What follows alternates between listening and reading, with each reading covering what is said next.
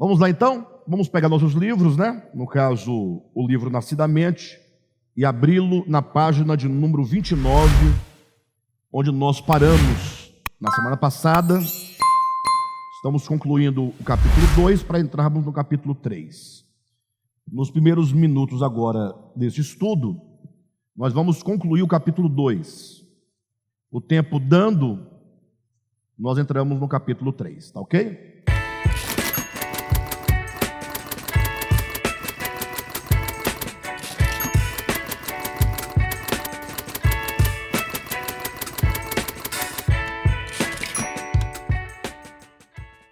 Bem, então só para lembrar, né? O capítulo 2, ele trata acerca do ajustamento da consciência e o adestramento do corpo.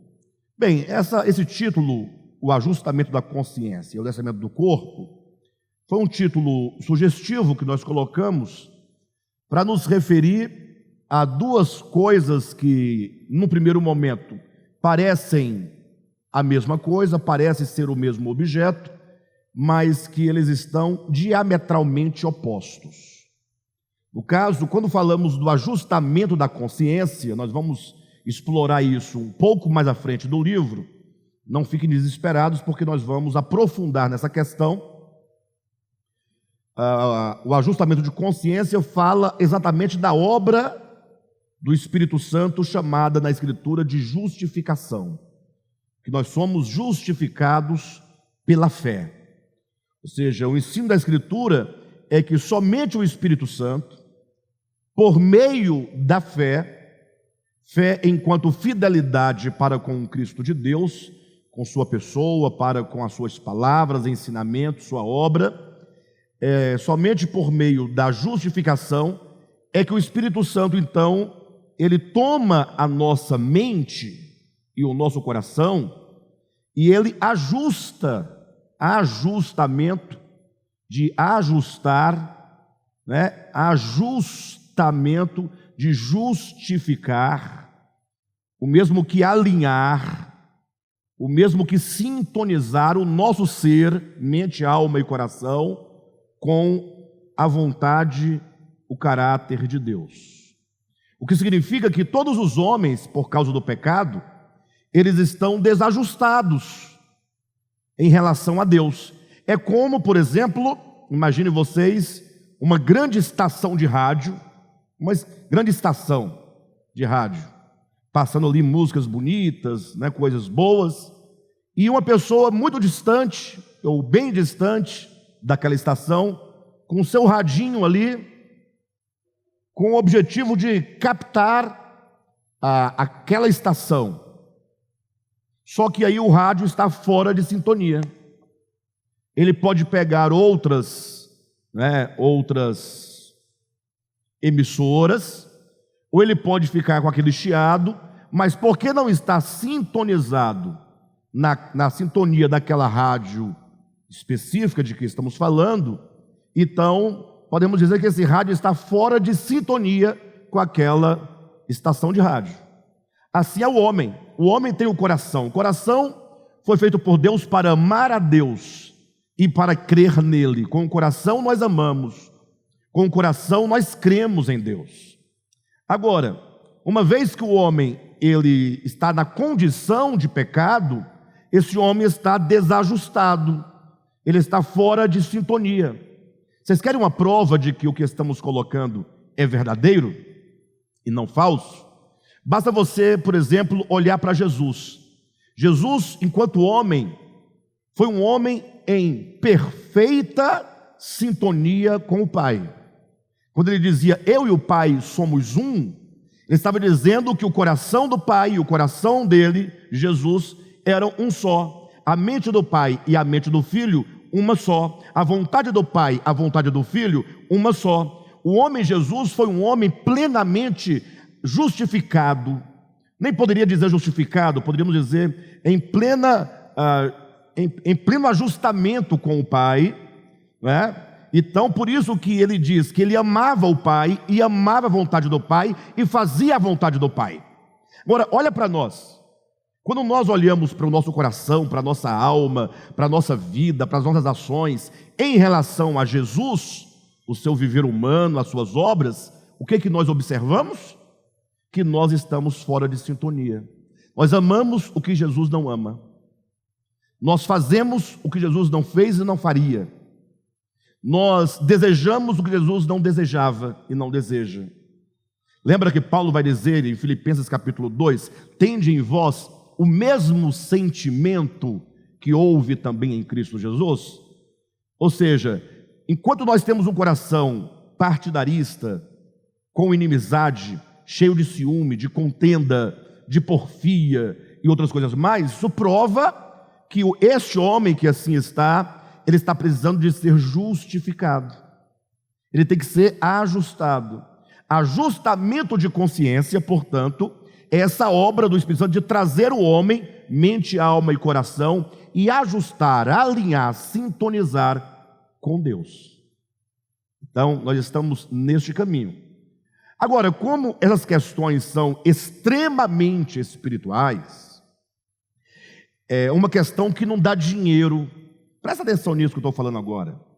Pregar que o homem necessita de ajustamento com Deus é pregar contra a usura, é pregar contra a divisão, é pregar contra a fama do ego, a glória terrena.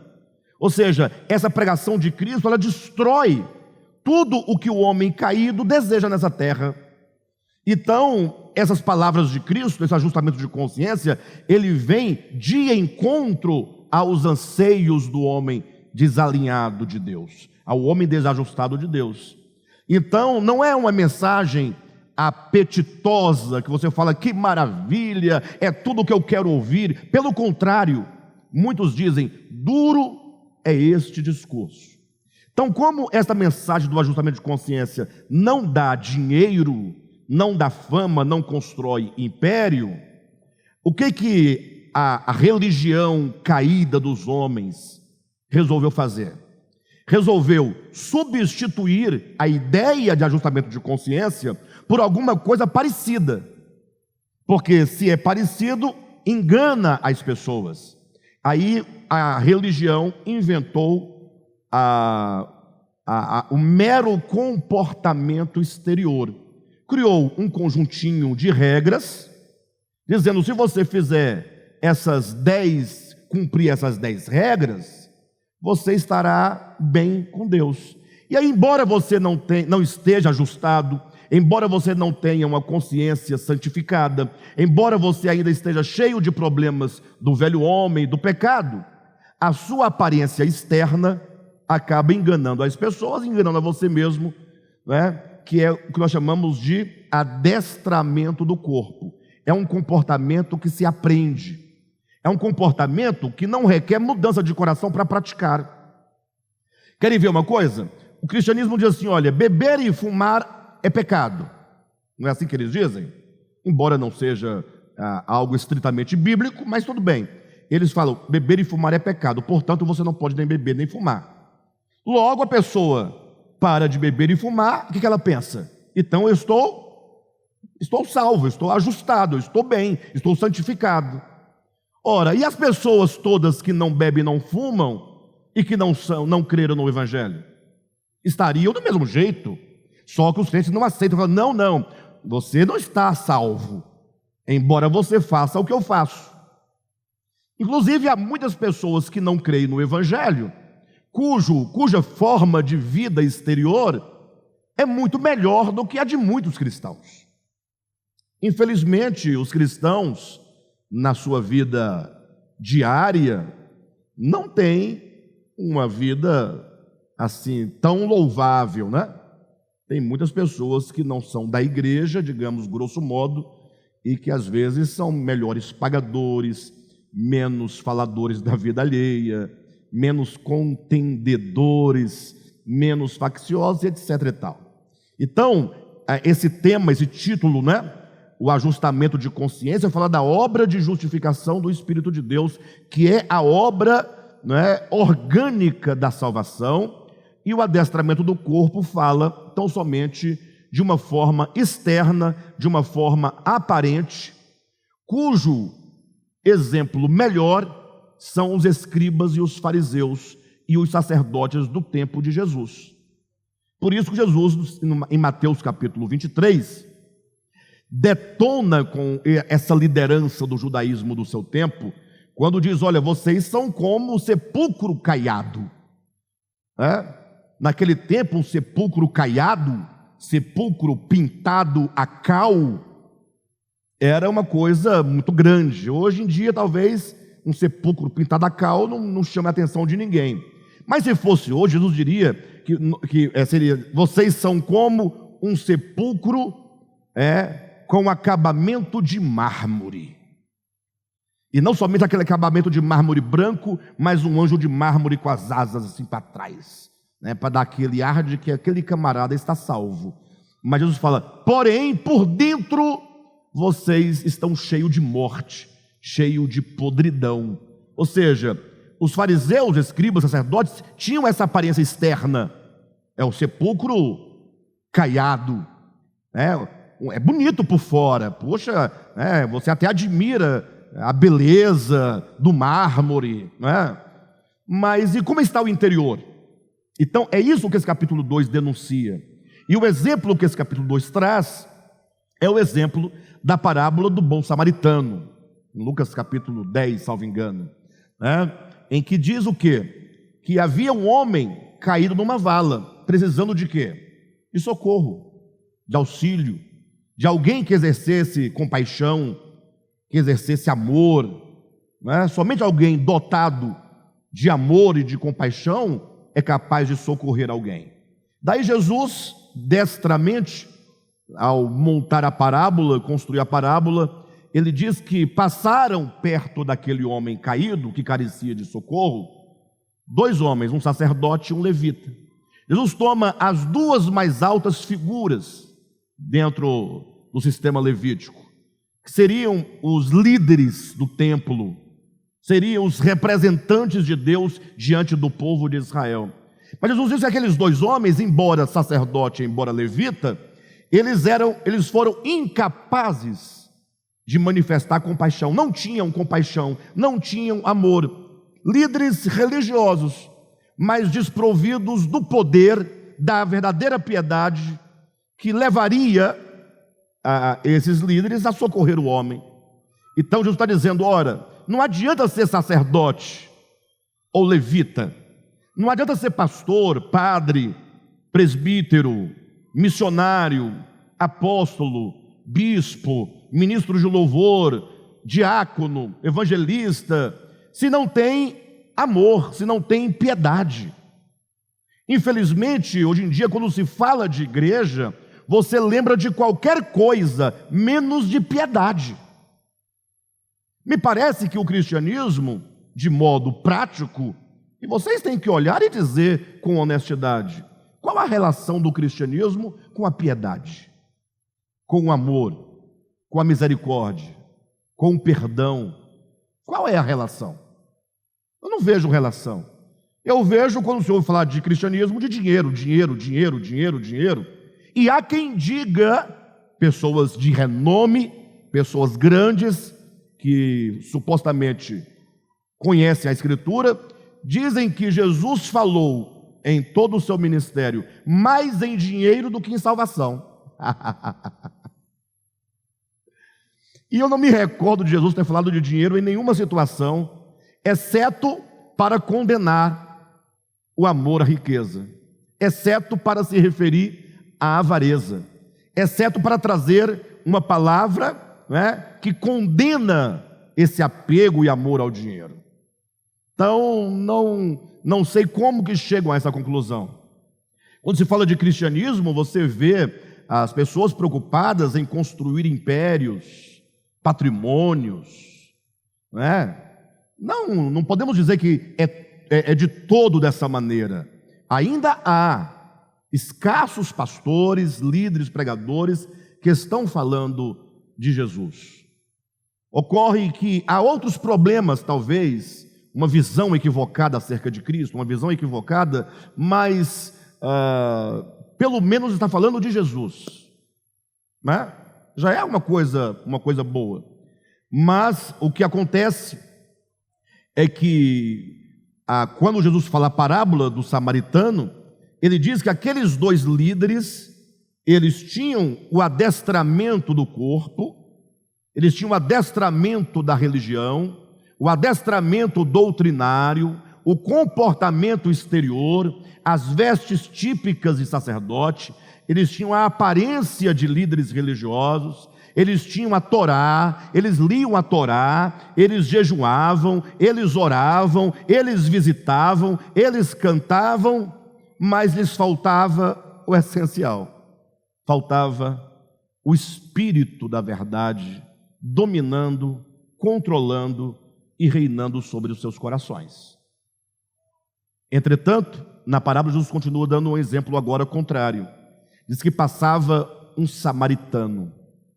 E a figura do samaritano é interessante porque para os judeus, o samaritano era considerado um pecador. Era considerado alguém desprovido de Deus. Os samaritanos, aos olhos dos judeus, eram comparados a porcos, seres e pessoas imundas, pessoas que não tinham a bênção de Deus, que não tinham a presença de Deus, pessoas no olhar, ou ao olhar dos judeus, que tinham um lugar reservado no inferno. E Jesus coloca esse samaritano passando pelo mesmo caminho que passaram esses dois líderes que foram incapazes de socorrer o homem. Só que desse samaritano é dito, o samaritano sentiu dores intestinais, sentiu uma dor no íntimo, ou seja, ele foi capaz de sentir a dor do seu próximo. Ou seja, esse samaritano, a despeito do que diziam acerca dele, era alguém que tinha Deus no coração, tinha amor no coração, tinha graça no coração, tinha misericórdia no coração, e foi esse samaritano que socorreu aquele homem. E aí o melhor é quando Jesus conclui a parábola dizendo: qual dos três, samaritano, o levita e o sacerdote, qual dos três é o que foi justificado diante de Deus? Ou seja, Deus, recordem-se sempre essa palavra, Deus não olha a aparência. Palavras do Antigo Testamento. Deus não vê como vê o homem. Quando Deus olha o coração humano. Então, eu já iria dizer, muito cuidado ao julgar uma pessoa. Estaria errado em dizer isso, porque o certo é, nunca julgue uma pessoa. Porque primeiro que você não é senhor e nem senhora daquela pessoa. Tanto você quanto o outro são servos do mesmo Deus, a quem todos nós vamos prestar contas. Porque somente Deus é capaz de ler o íntimo, ler o coração. Não é? Hebreus capítulo 4, versículos 12 e 13, é um texto claro que diz que a palavra de Deus, que é o próprio Cristo, é eficaz, é a única capaz, pela sua eficácia, de penetrar o íntimo do indivíduo e poder então fazer a separação devida e então julgar as próprias intenções do coração humano. Então, é isso que o capítulo 2 está dizendo, é isso que nós estamos aqui abordando. No segmento da leitura, página 29 do livro, o parágrafo que diz, o exemplo que materializa, vou começar daqui, tá bom? O exemplo que materializa este conceito, qual conceito? O que nós vimos atrás, o conceito do adestramento do corpo. No caso, o adestramento do corpo é a falsa santificação, é a mera aparência. É o que Paulo diz lá em 1 Timóteo capítulo 3, né?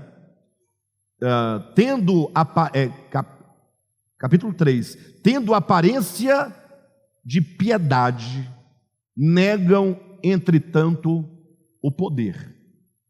Traduzido na versão da linguagem de hoje, não da versão da Bíblia, mas na nossa paráfrase aqui, seria assim: tem parece com crente, tem cara de crente, se veste como crente, anda com a Bíblia como crente, vai para a igreja como crente, mas não tem dentro do coração o amor, nem a compaixão, nem a caridade, nem a piedade. Em suma, qual é o resultado da equação? Sepulcro caiado. Numa só palavra, hipócrita. Essa é a ideia. Então, seguindo, o exemplo que materializa este conceito é o do sacerdote e do levita, os quais, segundo a parábola do bom samaritano, foram incapazes de sentir no seu íntimo a dor do homem que fora roubado, espancado e jogado quase à morte numa vala, quando descia para Jericó. No sacerdote e no levita habitavam harmoniosamente a insensibilidade do coração e a sensação de dever cumprido. O culto exterior, prestado artificialmente a Deus, e o cumprimento das obrigações religiosas no templo não lhes permitiam perceber a real condição interior de seus corações. Este é o adestramento comportamental que não reflete a síntese da lei de Deus, a justiça, a misericórdia e o amor. Em contrapartida, embora faltasse ao samaritano o artificialismo de conduta legal, pois ele não vivia segundo a letra, mas segundo o espírito da lei, sobrava-lhe a agudeza de uma consciência iluminada e a força motriz que o impulsionava à prática do bem. Eu vou ler mais lentamente porque é muito forte. É muito forte. Em contrapartida, quer dizer, ao contrário dos líderes religiosos do tempo de Jesus. Em outras palavras, ao contrário da religião decaída, da religião desprovida de Deus. Ao contrário disso, embora faltasse ao samaritano o artificialismo de conduta legal, o que significa faltava ao samaritano o artificialismo de conduta legal? O samaritano não cumpria a legalidade da lei dos judeus. Eles não estavam de acordo com as exigências legais que o judaísmo exigia das pessoas. Então o samaritano ele não cumpria os requisitos da religião judaica. Ele era considerado um pecador, um desgraçado, um condenado ao inferno, um danado. A palavra danado, condenado ao inferno. Então, embora faltasse ao samaritano essas coisas externas, pois ele não vivia segundo a letra, mas o samaritano vivia segundo o espírito da lei, sobrava ao samaritano a agudeza de uma consciência iluminada, sobrava-lhe a força motriz, o poder interior que o impulsionava à prática do bem. Seu coração sabia que o amor a Deus consiste não em meras práticas religiosas mecanicamente produzidas. O seu conhecimento de Deus o levava à compreensão de que o amor a Deus só se manifesta pelo reconhecimento da paternidade divina e pela fraternidade universal. Deus é Pai de todos e todos são filhos de Deus e irmãos uns dos outros. E aqui nós temos um conceito fundamental do Novo Testamento. Nós sabemos que se você pegar toda a Escritura, toda ela, e você pudesse torcê-la para extrair dela uma frase, uma palavra que fosse o essencial de toda ela.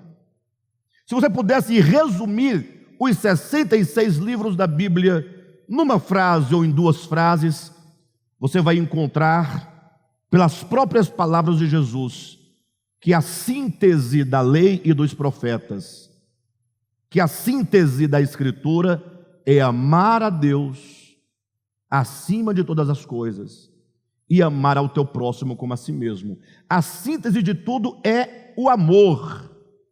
Por isso, quando a própria Escritura vai definir Deus numa palavra ou numa expressão, diz: Deus é amor. E esse Deus que é amor foi manifestado em carne em Jesus Cristo. E Jesus viveu esse amor na sua mais alta potência. Entretanto, a Escritura vai nos ensinar que se Deus é amor, e se a suma de toda a Escritura é o amor a Deus e o amor ao próximo, ela vai dizer que o amor não se manifesta por meros atos exteriores, no caso de usos e costumes e de doutrina. Deus nunca exigiu que você devesse se vestir dessa forma, comer daquela forma, andar deste modo no sentido prático da coisa, frequentar este local e não aquele. Não há esse ensinamento em toda a Escritura, mas a Escritura ensina claramente: aquele que diz que ama a Deus, mas não ama o seu próximo, é mentiroso. E alguém pode perguntar: e como eu saberei que eu estarei amando o meu próximo? E João, o apóstolo, continua ensinando: amemos não só de palavras, mas amemos de fato e de verdade. O amor se manifesta como aconteceu a esse samaritano. O samaritano, ele podia não sair por aí dizendo o que amava, ao passo que o sacerdote levita saíam gritando, alto som, bradando que amava as pessoas. Mas de que adianta dizer que ama se não é capaz de socorrer o seu próximo? E aquele que não dizia que amava, mas socorria, este verdadeiramente amava. Esse raciocínio, essa lógica, é o que Tiago diz na sua epístola, trocando o amor pela fé. Ele diz assim: olha, mostra-me a tua fé sem as obras. Você diz que tem fé, mas você não tem obras. Ou seja, você diz que tem fé. Fé é uma potência interior, é uma força interior, é o espírito interior que te move à prática da verdade. Então, Tiago diz: você diz que tem fé, mas você não é capaz de realizar as obras da fé. Essa sua fé é morta, é uma fé artificial, é uma fé manufaturada, industrializada, é uma fé de cera. Aí Tiago diz ainda: agora eu mostrarei com as minhas obras a minha fé. Um diz que tem fé, mas não tem obras. Isso é furada. O outro não diz que tem fé, mas tem as obras da fé, o que manifesta no silêncio das suas palavras a fé que habita o seu coração interior. Página de número 30, tá bom? Página de número 30. Então eu vou retomar aqui na quarta linha da página 30, na metade da linha, quando diz o seu conhecimento. O seu conhecimento de Deus, ou melhor, o conhecimento que o samaritano tinha de Deus, o levava à compreensão de que o amor a Deus só se manifesta pelo reconhecimento da paternidade divina. Ou seja, o homem precisa primeiramente reconhecer que Deus é o nosso Pai. Entenda isso, o Evangelho, ele tem um princípio prático. Vocês sabiam disso? O Evangelho, ele quando atua no coração, ele vai plantando algumas sementes da verdade. A primeira delas, ou uma das primeiras, é levar o indivíduo a um profundo reconhecimento de que Deus é o seu Pai. Este é o primeiro ponto. E eu posso dizer que isso está na Escritura, não é uma mera interpretação minha. Em Gálatas capítulo 4 diz que Deus envia ao nosso coração o Espírito do seu Filho, que clama dentro de nós: Abba, Pai. Então, quando o Espírito de Cristo começa a trabalhar em nós, ele logo implanta, planta, semeia, ele gera dentro de nós esse reconhecimento que leva com que nós olhemos para Deus e o chamemos de Pai. Então o Evangelho gera o reconhecimento de que Deus é o nosso Pai. Parece pouca coisa, cuidado. Alguém pode falar, poxa, mas que conversa mais desprovida de sentido. Quem é que não sabe que Deus é Pai? Alguém não pode falar isso? Achar que eu estou aqui com palavras tentando ornamentar, mas que é uma furada? Calma, lembrem-se da parábola do filho pródigo. Um pai tinha 2 filhos. A relação é entre um pai, vamos falar do pai e do filho que se tornou pródigo. Ali nós temos um pai e um filho. Mas quando aquele filho diz, pai, eu vou sair de sua casa, dá-me a parte da herança que eu vou viver minha vida, ainda que ele tenha o conhecimento de que tinha um pai, ele não o reconhecia como tal, porque ele desprezava a paternidade do seu pai. Vocês entendem? E ele então sai de casa, porque ele não quer viver com o pai, pelo pai, à sombra do pai, no cuidado do pai. O pai lhe causa mal no seu coração caído. Então ele sai, se torna um errante. E vocês sabem do final da história. Quando é que ele retorna para a casa do pai, que é o sentido da salvação? Quando ele, caído em si, diz, na casa do meu pai tem pão com fartura, e o meu pai trata até os seus empregados, né, com abundância de pão. Até os empregados comem pão com fartura. Então, o que vem à mente do filho pródigo no seu retorno, que o faz retornar, a primeira coisa é o reconhecimento da paternidade divina. Alguém diria, mas isso aí é muito óbvio, está explicado a um sentido bacana, mas eu acredito que não tem muita relevância, porque todos nós temos o sentimento da paternidade divina, conforme foi dito agora. Eu digo, ora, se você tem o reconhecimento da paternidade divina, isso só é verdadeiro dentro de você se você olhar para o seu próximo e ver que ele também é filho do mesmo pai.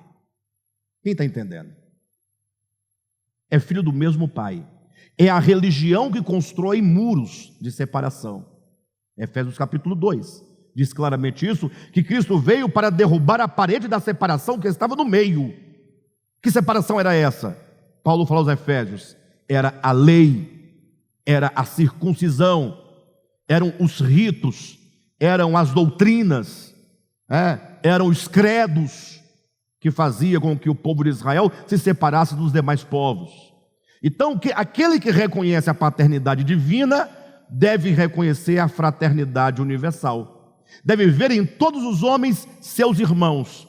E somente quando eu vejo no outro o meu irmão, é que eu tenho o poder interior, que é o amor, que me leva a socorrê-lo. É essa a questão que está sendo tratada aqui no finalzinho deste primeiro parágrafo da página 30. O seu reconhecimento a Deus o levava à compreensão de que o amor a Deus só se manifesta pelo reconhecimento da paternidade divina e pela fraternidade universal. Deus é Pai de todos e todos são filhos de Deus e irmãos uns dos outros. Esse conhecimento intuitivo não é mero entendimento pedagógico. O que significa isso? Esse conhecimento que Deus é nosso Pai e que todos são filhos de Deus e, portanto, nós somos irmãos uns dos outros, esse conhecimento intuitivo é intuitivo porque ele é do Espírito. Esse conhecimento acerca da paternidade divina e da fraternidade universal é um conhecimento do coração, da alma. Não é um conhecimento pedagógico. Não é um conhecimento que se aprende na escola ou na igreja. Na igreja o pastor pode até ensinar, como agora nós estamos ensinando, mas isso não leva o ouvinte a amar verdadeiramente. Somente quando você tem esse conhecimento interior, é você orar, Senhor, eu quero ter o conhecimento, no espírito e não na mente. quando é dito acerca de João Batista, voz do que clama no deserto. Aí o teólogo tradicional, ao fazer a exegese do texto, vai dizer: ora, João Batista é a voz do que clama no deserto, porque ele pregava no deserto da Judeia. Então, se ele está pregando no deserto da Judeia, ele está clamando aonde? No deserto, uai. Mas pense um pouco, voz do que clama, Deus está clamando no deserto da Judeia? Não, ele está clamando para ninguém. Por quê? Porque embora haja multidões ouvindo, não estão, ou melhor, embora haja uma multidão escutando, não há ninguém ouvindo com o coração. Então é como uma voz clamando no deserto, clamando a ninguém. Isso porque a pregação da palavra, ela é muito importante, mas ela não realiza o que deve realizar se o coração não for uma terra boa. Lembram da parábola? Eis que o semeador saiu a semear. O próprio Cristo era o pregador, pregando a palavra do reino. Mas para cada 4 pessoas para quem ele pregava, só uma ouvia com o coração. As outras 3 estavam tão envolvidas com tantas outras coisas deste mundo, que a semente, por mais poderosa que fosse, não podia gerar frutos, porque a terra não era boa. Se era Cristo, se ele pregando, de cada 4 perdia 3, então que dirá os demais pregadores, não é? Então, esse conhecimento intuitivo, página 30, segundo parágrafo, não é mero entendimento pedagógico. Esse conhecimento é uma potência ativa. É o Espírito de Deus que se move no interior do homem, colocando o homem em movimento para a prática da justiça. Então, logo o samaritano viu o moribundo, conforme diz o evangelista, sentiu dores intestinais, como que o arrancar de suas entranhas. Esse é o sentido original do texto, tá, irmão? Da palavra. Quando diz que ele se compadeceu daquele homem, você pegar a palavra compadecer em grego, significa exatamente, não é? Sentir dores intestinais, ser movido pelas entranhas. Não havia nenhuma lei, presta atenção, não havia nenhuma lei de mandamento carnal lhe ameaçando, coagindo-o a socorrer o agonizante homem. Não havia ninguém vigiando, ninguém olhando, ninguém cobrando. E aqui é um ponto para nós meditarmos. Pensa comigo. O samaritano está descendo o caminho. Ele vê um camarada caído na vala. O que o obriga a socorrê-lo? Nada o obriga. Ele não estava debaixo da lei mosaica. Ele não era um próximo do caído, embora fosse o próximo, mas ele não era o próximo segundo o conceito do judaísmo. Porque para o judaísmo, próximo era somente os seus compatriotas, somente os seus irmãos de carne. Todos os povos que não eram israelitas não eram seu próximo, eram seus inimigos. Daí aquela palavra de Jesus: vocês ouviram o que foi dito aos antigos, amarás o teu próximo e odiarás o teu inimigo? Os inimigos eram os povos. Leia todo o Antigo Testamento e você vai ver os judeus lutando contra os inimigos, matando a espada, destruindo, roubando, e tudo de ruim acontecia em nome de Deus. Não vou entrar no mérito agora dessa questão, mas alguém que lê, faz uma leitura do Antigo Testamento, uma leitura à distância, sem envolvimento, lendo o que está escrito, vai perceber claramente qual era a relação que os hebreus tinham com as nações ao seu derredor. Uma relação de inimizade, uma relação de guerra, uma relação de disputa, ora morrendo, ora matando, ora roubando, ora sendo roubado, e assim sucessivamente, muitas coisas. Mas agora vem Jesus, e essa é a grandeza da Escritura, porque um livro sagrado, que só diz as coisas como deveriam ser idealmente, para parecer santificado de Deus, e que esconde as eivas e as mazelas humanas, mesmo que essas eivas e mazelas sejam do povo de Deus e dos líderes da causa de Deus. Ora, seria muito fácil. A Bíblia não esconde nada, a Bíblia não tem nada a esconder, ela coloca tudo às claras, porque o que importa no final não é a Bíblia, o que importa no final é Cristo, porque a Escritura, ou as Escrituras, são um testemunho de Jesus. E o que da Bíblia é o testemunho de Jesus? Somente aquilo que se refere a Jesus, mais nada. O que sobra da Escritura, que não é o testemunho de Jesus, é a palha dos homens, é a palha da história, é a palha das tradições, é a palha dos costumes. Aí então, só Jesus basta, mas é só Ele, é só Ele. Mas eu nunca ouvi dizer que a Escritura tem algo que testemunha de Jesus e o que não testemunha. Olha, leia Lucas capítulo 24, versículo 44 e 45, quando Jesus fala assim: olha, vocês se recordam que eu havia dito a vocês que importava que se cumprisse tudo aquilo que de mim está escrito. Então, o que se cumpre da Escritura? Aquilo que de Jesus estava escrito.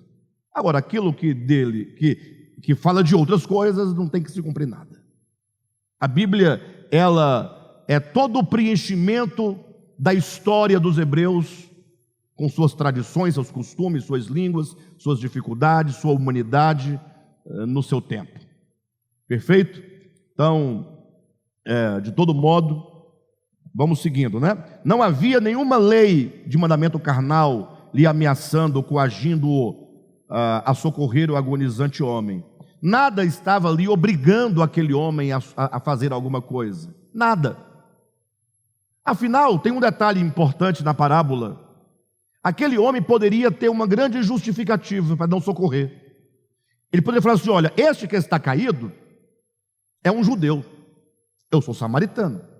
De acordo com a própria regra dos judeus, não tenho obrigação de socorrê-lo. Pronto, estou livre. Não seria uma grande justificativa ou não? Então, ele estaria, como digo assim, justificado se não socorresse. Ele poderia argumentar, segundo a própria ideia dos judeus, quem deveria socorrer era o sacerdote, que é parceiro dele, que é o irmão dele, que é o próximo dele, seria o levita. Se o sacerdote, os levitas e o levita não socorreram, eu não tenho nenhuma obrigação. Mas nada disso passa na cabeça do samaritano, porque o samaritano não tem esse tipo de compromisso com os homens, nem com a religião dos homens, nem com o costume dos homens. O compromisso do samaritano é com essa potência, essa força interior, que é o Espírito de Deus, que é a vida de Deus, que é o amor de Deus, que o impulsiona, que o empurra para socorrer o homem necessitado. Então logo o samaritano viu o moribundo, conforme diz o evangelista, sentiu dores intestinais como que o arrancar de suas entranhas. Não havia nenhuma lei de mandamento carnal lhe ameaçando, coagindo-o a socorrer o agonizante homem. Antes, sentia o samaritano um impulso amargo, fazendo-o compadecer-se da dor do outro e agir em seu benefício. Por que um impulso amargo? Primeiro, porque aquilo que o impulsiona é a verdade. Aquilo que o impulsiona é o amor. E nós sabemos que quando essas verdades tão profundas acerca de Cristo, do amor, do Evangelho, da compaixão, quando nós ouvimos, diz a Escritura, ela é doce no paladar, mas quando ela é processada e chega no estômago, é amargo como fel. Então ele sentiu, né, essa força, esse impulso amargo, porque é a hora em que se põe à prova o que está dentro do coração. Esse impulso amargo significa exatamente que não tinha como o samaritano agir de uma outra forma, porque ele estava totalmente com a verdade trabalhada dentro dele. O amargor, o sulco gástrico, quer dizer, aquilo que ele provou, que ele comeu, foi digerido e se tornou vida dentro dele. Lembram lá da palavra, quando é dito, tanto para Ezequiel quanto para João, pega esse livrinho e come. Diz que quando ele comeu, era doce no paladar, na boca, mas amargo no estômago. O que é o amargo? É o processamento daquilo que foi comido. O impulso amargo quer dizer, é o impulso da verdade trabalhada no seu ser. Esse é o sentido da palavra. Ou seja, o samaritano não tinha apenas uma doutrina sobre o amor, nem uma doutrina sobre misericórdia, nem uma doutrina, ele tinha a verdade trabalhada no seu ser. Então é dito, como diz aqui no finalzinho da página 30, antes sentia o samaritano um impulso amargo, fazendo-o compadecer-se da dor do outro e agir em seu benefício. Cumpriu-se naquele momento. Queridos, é um impulso no âmago, né? Eu falei impulso amargo e trouxe até uma explicação do sentido do amargo da palavra, mas a Silvia está me corrigindo. Isso mostra que a vista não está tão boa, né? Mas não há nenhum prejuízo. O prejuízo talvez seria se a Silvia não tivesse apontado que ao invés de amargo é âmago. Mas o sentido do amargo, e o texto ficaria bem mais poético, não é? É exatamente esse mesmo sentido, tá? Quando você lê Apocalipse capítulo 10, que é o texto que fala do livrinho, explica claramente esses passos. Receber a palavra, um livro contendo a palavra, perfeito? Só para justificar o ocorrido. Ele recebe a palavra, agora é dito, agora come. Porque se você não devorar, não comer, as palavras, por mais belas que sejam, não farão parte de você, ok? Não farão parte de você. Vai ficar só num livro e só na conversa. Aí então João come o livrinho. Então agora as palavras entram para dentro dele. Só que o ato de comer, que é esse momento inicial do processo, é doce. É a pessoa que, ao ler a Escritura e ver as verdades acerca de Cristo, fala, puxa, que maravilha, isso é glorioso, falar sobre o amor, perdão, isso é coisa divina. Só que quando essas palavras, porque se a metáfora é comer, não é? Não é comer?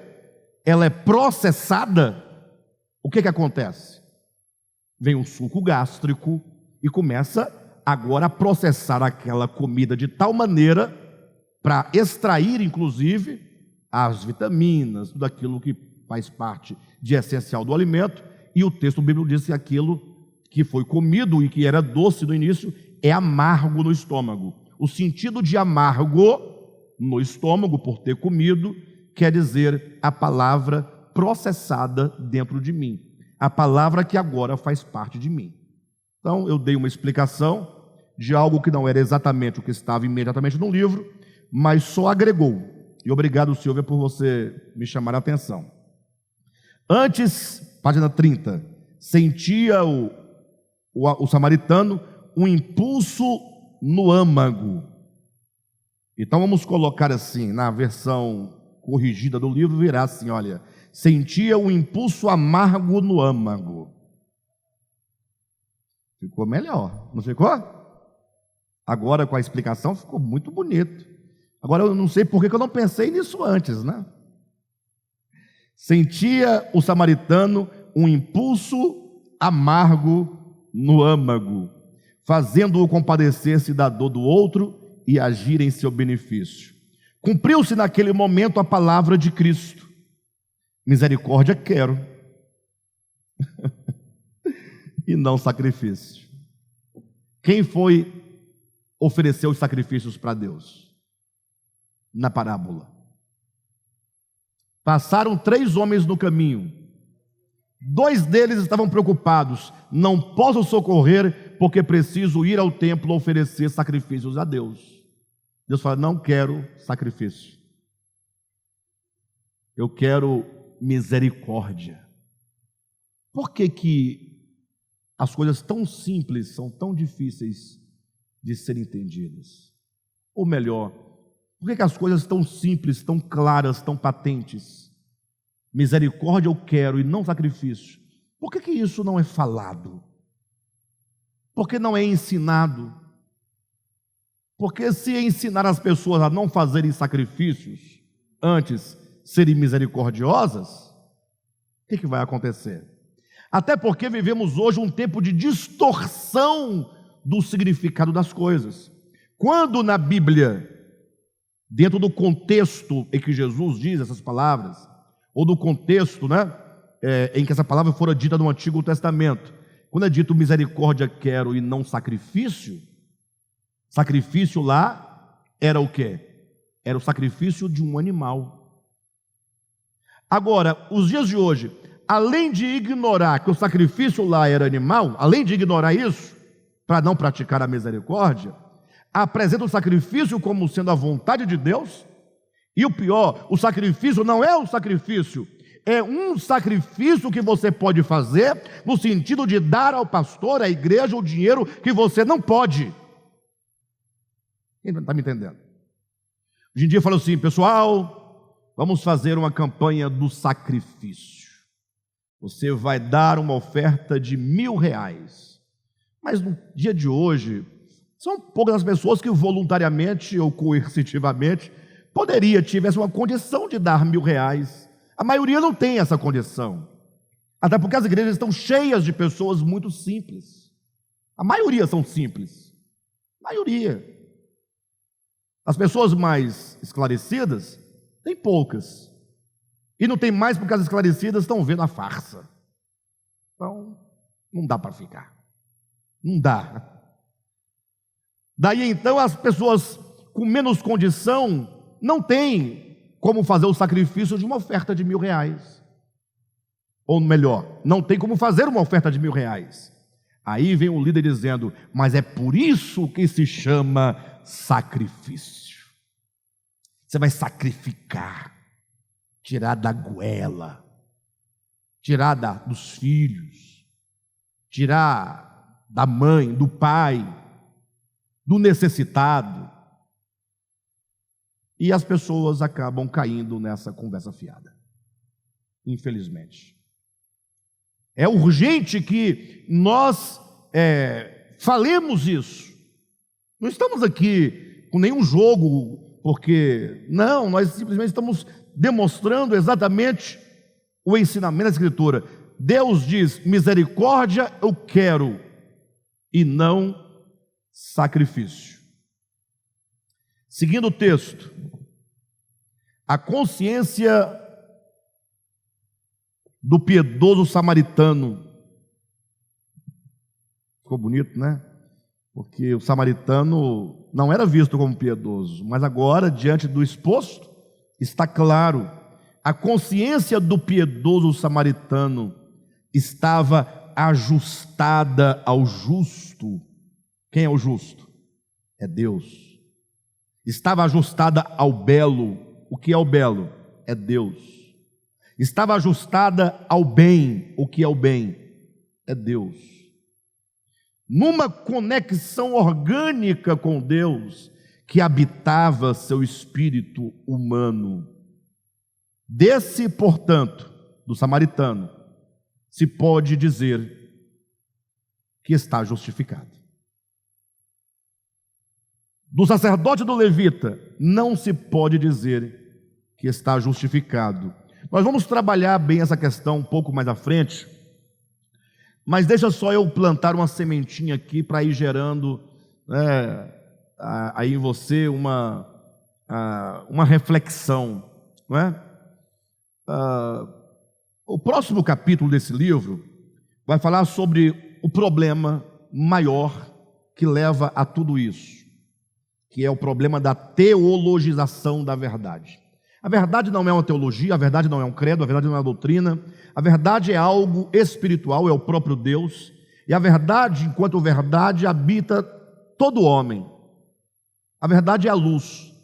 João capítulo 1, versículo 9 e 10, salvo engano, é dito que Jesus é a luz, que vinda ao mundo, ilumina a todo homem que vem ao mundo.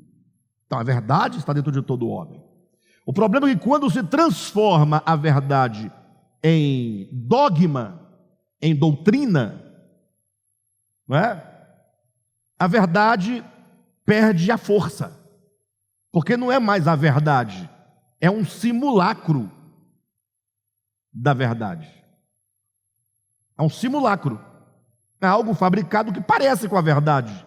Então esse simulacro não tem poder de mudar nada. Bem, dentre esses simulacros de verdade, existe o dogma da justificação pela fé.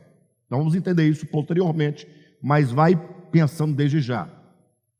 A partir de Lutero, ficou definido, pelo menos entre os protestantes, reformados e evangélicos, ficou definido que todo aquele que diz ou que aceita a Jesus, que passa para a lei dos crentes, dá para entender melhor agora, eles dizem, está justificado. Eles dizem, então, está justificado, justificado. Aí o camarada lá, ele é crente, se batizou? Não é católico, aí não é justificado. Não é justificado. Aí o fulano ali, ele é uma carga torta, é um cara problemático, mente que não sente, compra, não paga, tanta coisa. Não é crente, batizou, é justificado. Justificado. Porque a doutrina, a justificação se tornou um dogma. Perfeito? Se tornou o quê? Uma mera doutrina, que se aplica, mesmo que não haja de fato uma justificação. Quando aqui diz assim, olha, a consciência do piedoso samaritano estava ajustada ao justo, ao belo e ao bem, numa conexão orgânica com Deus que habitava o seu espírito, desse, portanto, se pode dizer que está justificado, Ou seja, ele tinha de fato uma consciência ajustada com Deus. Agora, por causa do dogma da teologização, as pessoas chegam a concluir que estão justificadas, não estando justificadas.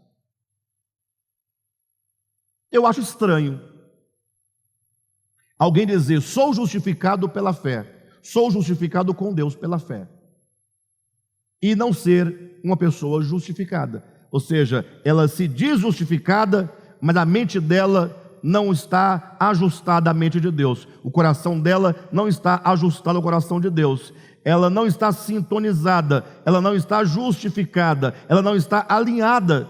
Deus e essa pessoa são coisas distintas, mas essa pessoa se diz justificada.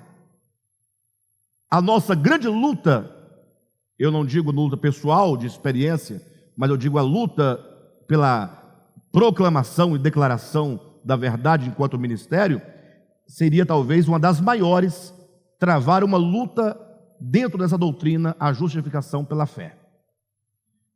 Mas o que o cristianismo justifica? O cristianismo reformado justifica? Eles falam, não, essa justificação é pela fé, quer dizer, eu não a tenho, é pela fé. Sabe quando você está doente? Você fala assim, irmão, como é que você está? Eu estou bem. Não, você está doente. Não, eu digo que estou bem pela fé. Eu não estou, mas estou pela fé. Mas você está morrendo. Me parece que fé se tornou sinônimo de mentira, ou o encobrimento de uma realidade, ou o falsear de uma realidade, ou um pensamento positivo para ver se dá certo. A fé perdeu o seu significado. Fé não é acreditar, não é, embora pareça que é, mas não é. A palavra acreditar, do latim, credere, que vem o crer em português, que está na sua Bíblia, crer. Mas a palavra fé nas Escrituras, que vem lá do grego, né? Pisteu, significa fé, fidelidade, fidelização. Quando um homem, ele se casa com a sua esposa, ele agora tem uma relação mútua, marido e mulher, de fé. Eles se unem, se ajustam um ao outro e se fidelizam. Ele agora vai fidelizar a sua vida afetiva, sua vida amorosa para aquela pessoa. Então, fé não é, eu acredito. Até porque, se você pegar o pé da letra, tudo bem, alguém vai falar assim: André, para de debater essas coisas, fé e acreditar é uma coisa só. Tá. Então, se alguém tiver uma fé como um grão de mostarda, remove as montanhas, sim ou não? Eu pergunto, e o seu crer faz o que com você? Você não é capaz de dar um passo em direção a uma igreja, se não for com os olhos grandes em alguma coisa que você possa ganhar. Por que as pessoas vão à igreja? Não, eu não estou falando de todas as pessoas, mas a grande massa vai para quê? Primeiro, para não ir para o inferno. Então você está comprando, poxa. É o medo, não é a fé que te leva à igreja. Vai à igreja com medo de macumba, com medo do demônio, com medo de doença, para ser curado, para arrumar casamento, para arrumar emprego, para ganhar dinheiro. Mas não se vai desprovido de qualquer coisa, fala: não, eu vou me reunir com meus irmãos e adorar o nosso Pai. Só isso. Eu vou porque sou abençoado, porque tenho saúde, porque amo congregar, porque amo comunhão, porque amo a palavra. Ou as pessoas vão por medo, ou vão por ganância. Isso não é fé. E se você chama isso de crer, esse seu crer é uma furada. Mas seguindo, o último parágrafo da página 31, para nós fecharmos aqui este capítulo, diz assim: justificação não é Justificação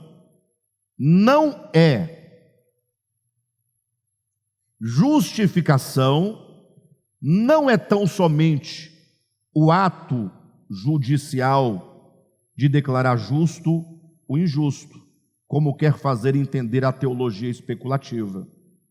A justificação, segundo Paulo, é um duplo ato divino, que no primeiro momento torna inimputável aquele que crê no Evangelho quanto aos pecados cometidos, pois Cristo se tornou para este a sua justificação, ao mesmo tempo em que justifica organicamente o seu coração, no sentido de ajustar a sua consciência ao espírito do Evangelho.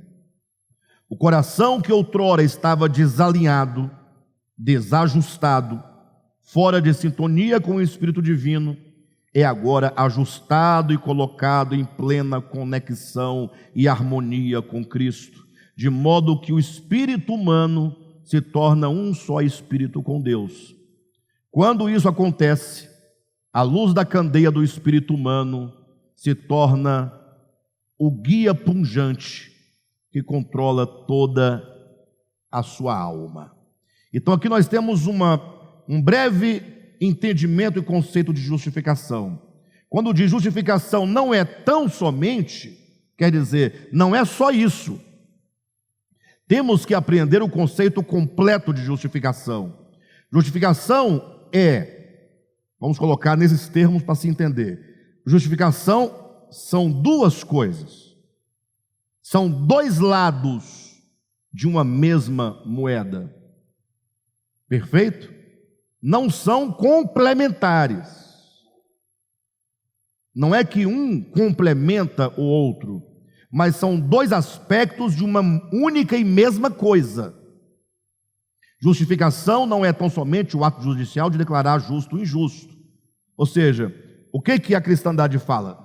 cristandade reformada, diz: não, o cara é injusto, mas ele aceitou Jesus, creu em Jesus, Jesus está declarado que você é justo, pronto.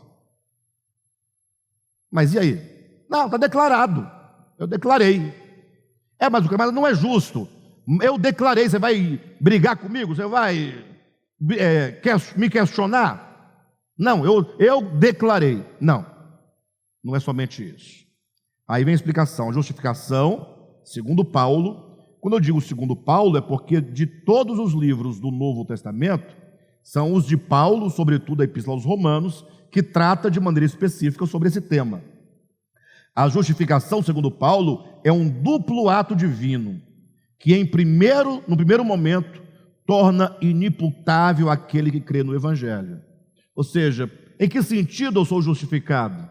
Quando Deus fala assim: filho, você não carrega mais nem o peso, nem a culpa, nem as consequências do seu pecado, nem as consequências eternas. Então, nesse sentido, no âmbito da justiça, eu deveria sofrer todas as consequências eternas do pecado, sim ou não? O salário do pecado é a morte. Então, nesse sentido, ele primeiramente me justifica, me tornando inimputável quanto aos pecados cometidos. Os pecados cometidos não têm mais poder sobre mim de culpa, de condenação eternas. Perfeito? A justificação trata com a culpa e com as consequências eternas. Então eu sou justo no sentido de que a lei não tem como me arrastar para o pagamento do pecado. Isso é justificação. Mas o segundo ato, quando diz: pois Cristo se tornou para este a sua justificação, continuando, ao mesmo tempo em que justifica organicamente o seu coração. Ele torna o homem, a justificação torna o homem inimputável quanto à culpa e penalidade eterna, e a justificação justifica organicamente o coração. Vou colocar aqui uma coisa bem trivial, que ninguém me julgue por isso, mas para você entender. Como todo mundo aqui alguma vez já digitou um trabalho em Word, quando você começa a escrever, uma linha acaba aqui, a outra acaba aqui, a outra vai para frente, fica tudo desalinhado. Aí você vai, marca todo o texto, não é assim?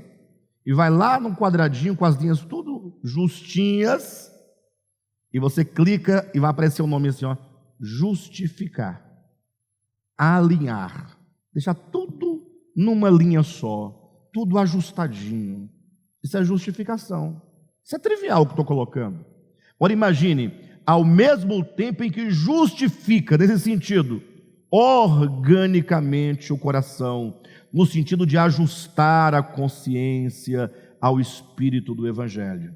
Eu não quero que ninguém saia daqui hoje entristecido, dizendo assim: puxa, se isso é justificação, então eu não estou justificado. Calma. A justificação, assim como toda a obra de Deus, novo nascimento, santificação, o morrer do velho homem, não é algo que acontece da noite para o dia. São coisas que acontecem dentro do processo evolutivo e da expansão da sua consciência. Então Deus, Ele não faz num passe de mágica você ser outra pessoa e ser o que você não é neste momento, mas Ele acompanha o crescimento e o desenvolvimento natural, orgânico e espiritual de cada um. O importante para nós é não desistir e é continuar crescendo, continuar avançando, e a justificação, por fim, será completada em todos nós. O coração que outrora estava desalinhado, desajustado, fora de sintonia com o Espírito Divino, é agora ajustado, é colocado em plena conexão e harmonia com Cristo, de modo que o espírito humano se torna um só espírito com Deus. Quando isso acontece, espírito humano, um só espírito com Deus. Não me chame de blasfemo, porque isso está em 1 Coríntios 6,17. Aquele que se une ao Senhor é um espírito com Ele. Quando isso acontece, a luz da candeia do espírito humano se torna o guia pungente. O camarada agora, ele é guiado por essa luz da candeia do espírito humano. Se torna um guia pungente que controla toda a sua alma. Amém? Bem, hoje nós concluímos o capítulo 2 deste livro. Na semana que vem, nós daremos continuidade à leitura do livro a partir do 3º capítulo até o problema, né? A teologização da verdade. Espero que essas palavras estejam ajudando vocês a compreenderem mais o Evangelho, a compreenderem mais a si mesmos, a compreenderem mais a Deus. Tá bom?